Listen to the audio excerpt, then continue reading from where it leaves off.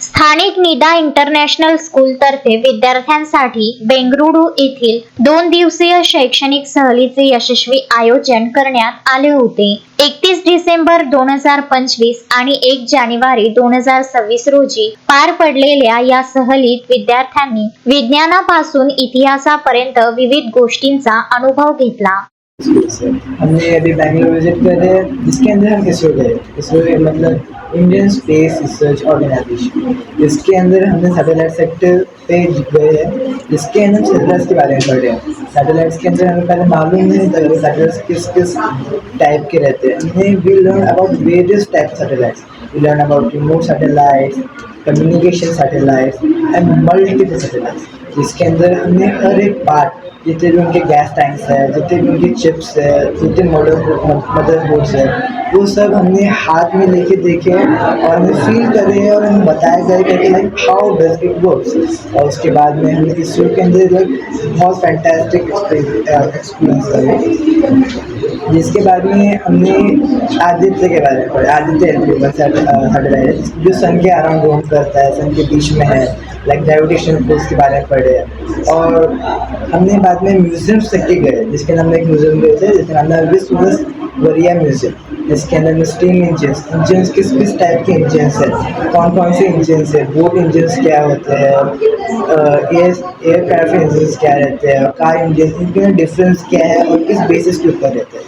हमने ये सब पढ़े बैंगलोर. विद्यार्थ्यांनी भारतीय अंतराळ संशोधन संस्थेला भेट देऊन अंतराळ विज्ञान, उपग्रह तंत्रज्ञान आणि शास्त्रज्ञांच्या संशोधन प्रक्रियेबद्दल मौल्यवान माहिती जाणून घेतली. विद्यार्थ्यांनी टिपू सुलतान पॅलेसला भेट देऊन येथील स्थापत्य कला आणि स्वातंत्र्य लढ्यातील इतिहासाचा अभ्यास केला. लालबाग बोटॅनिकल गार्डन येथे विद्यार्थ्यांनी विविध दुर्मिळ वनस्पती आणि नैसर्गिक सौंदर्याचा आनंद लुटला.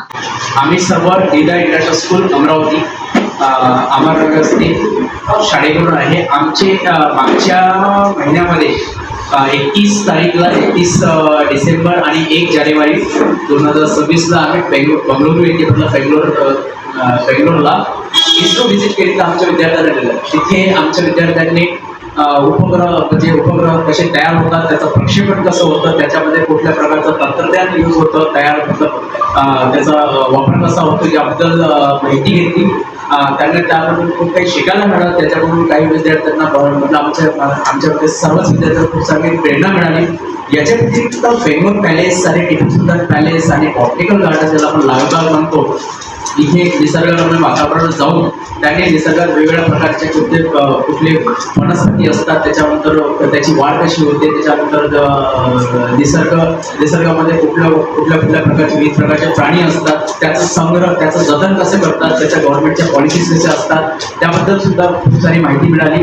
आणि विशेष म्हणजे मेट्रो सिटीमध्ये डेव्हलपमेंट कशी होते, कारण की आपल्या विद्यार्थ्यांना 3 टायर सिटीमध्ये आहे, अमरावतीसारख्या अकोलासारख्या शहरामध्ये त्यांना त्या म्हणजे मेट्रो सिटीची फक्त TV चॅनल्स आणि यूट्यूब किंवा फेसबुकवर त्यांना ते फोटो आणि ते सगळं पाहायला मिळते. परंतु प्रत्यक्षात त्याची डेव्हलपमेंट कशी, ते विकास कसा होतो हे त्यांना ते पाहायला मिळालं. तर आता आमच्यामध्ये जे विद्यार्थी आहेत ते विद्यार्थी स्वतःचा वैयक्तिक अनुभव शेअर करतील की ते तिथून काय काय शिकले आणि त्याबद्दल त्यांना कुठल्या प्रेरणा मिळाल्या आणि याची संकल्पना कशी होती आणि तिथून ते काय काय शिकले आणि त्याचा भविष्यामध्ये आपल्या वैयक्तिक जीवनामध्ये, शैक्षणिक जीवनामध्ये किंवा व्यावसायिक जीवनामध्ये कसा वापर करतील हे आपला प्रत्येकाचा अनुभव आहे. ही सहल अत्यंत शिस्तबद्ध आणि सुरक्षित वातावरणात पार पडली. शाळेचे व्यवस्थापन, शिक्षक वृंद आणि पालकांच्या सहकार्यामुळे विद्यार्थ्यांना एक समृद्ध शैक्षणिक अनुभव मिळाला असे शाळेतर्फे कळविण्यात आले आहे. बहुत शुक्रिया यहाँ आने के लिए. एक स्कूल जो काम करता है, हम जो काम कर रहे हैं as a teacher, as a management, आज वो शायद आप लोग करें. बच्चे को पढ़ाने की जिम्मेदारी जितनी स्कूल की होती है, जितनी माँ बाप की होती है, उतनी ही हमारी सराउंडिंग की होती है. इसलिए शायद हमारी गवर्नमेंट हर जगह स्टूडेंट को सेशन देती है, समझ के कि स्टूडेंट की ज़िंदगी कितनी इम्पोर्टेंट है. आज ये यहाँ बैठे हुए हैं और सिर्फ इसलिए कि ये कुछ बड़ा करके आए हैं, इन्होंने वो कदम उठाए. इनके पेरेंट्स को बहुत सैल्यूट, जिन्होंने भरोसा रखा स्कूल पर. एक बड़ा अमाउंट था 14,500 रुपीज़, जो इससे भी बड़ा था, पर उन्होंने इसको भी नहीं देखा और उन्होंने ये कोशिश की, पहल की ऐसे आज ये 26 कदम हमारे साथ आगे बढ़े हैं, ऐसे कई कदम अभी भी बाकी है उठने। अगर आप देखें हमारे पश्चिमी क्षेत्र से, तो ये हमारे यहाँ बहुत स्कूल्स है, मनपा corporation, ZP, private schools, Urdu medium बहुत हैं, लेकिन ये कितने बच्चे हमारे यहाँ रोज पढ़ रहे हैं, लेकिन ये कदम हर कोई नहीं उठा पा रहा। हमने उठाया, हम सब ने मिलकर इस पर काम किया और मैं चाहती हूँ कि हर स्कूल ऐसा काम करे। अशोकभाई जोशी, विदर्भ न्यूज, अमरावती। श्रद्धा फैमिली शॉपिंग में जाएंगे हम सभी, साड़ियों की नई डिजाइन देखो यहीं से लाएंगे। श्रद्धा फैमिली शॉपिंग में जाएंगे हम सभी, लेडीज जेंट्स बच्चों की हर फैशन लाएंगे सभी। फैशन के सफर में आप भी आगे ही आगे बढ़ते चलिए, क्योंकि बिजीलैंड का सबसे बड़ा आलीशान भव्य showroom Shraddha family shopping and mall, Busyland complex, Nandgaon Peth, Amravati.